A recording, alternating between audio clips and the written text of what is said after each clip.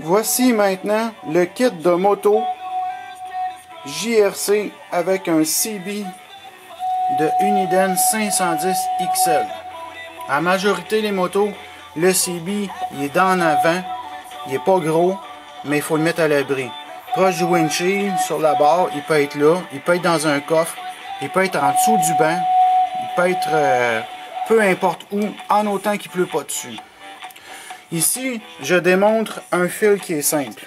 Vous pouvez l'avoir en double, mais ma démonstration, c'est pour un simple. Ça veut dire, vous partez du CB. Vous avez assez long de fil pour vous rendre, si le CB est en arrière, pour vous rendre sur votre poignée. Parce que le bouton, il n'est jamais loin de la connexion. La connexion se fait sur la poignée. Elle tient avec deux tie wraps sur la poignée.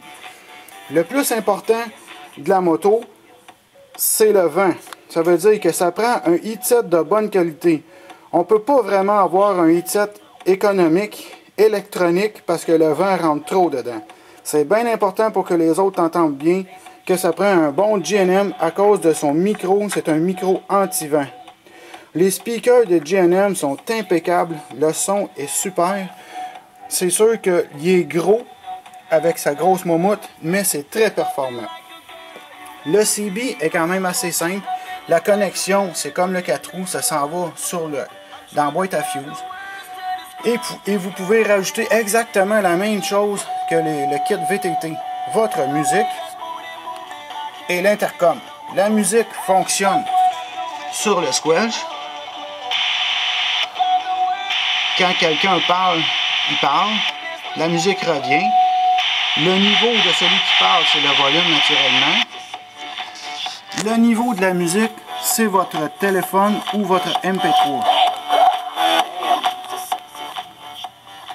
Le MP3, il peut être tout petit avec une fiche 1.8 stéréo qui rentre dedans, comme une prise d'écouteur. Après ça, ça veut dire que le kit de moto avec un J&M, il peut se brancher aussi avec un fil double. Dans la connexion du CB, vous pouvez avoir deux prises. Même chose, ça veut dire qu'un va parler dans l'autre. Si on est tout seul, on n'a pas besoin d'intercom. Mais si on est deux sur la moto, on veut se parler un et l'autre, la modification est dans le CB faite par moi. Le on et off d'intercom, il est ici.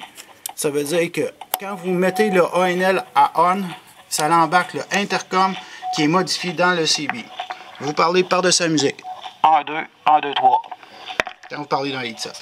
Maintenant, l'antenne de la moto, naturellement, n'est pas en fibre de verre, parce que le fibre de verre, ça a l'air plus trucker, ça a l'air trop massif sur une moto. L'antenne sur une moto est une petite antenne en métal avec l'ajustement avec deux bagues. C'est la même chose qu'en VTT. C'est le gramme qui est important. En général, la braquette, elle va sur le bord du banc en arrière, ou sinon, dans le bout de la licence. Il y a tout le temps du gramme.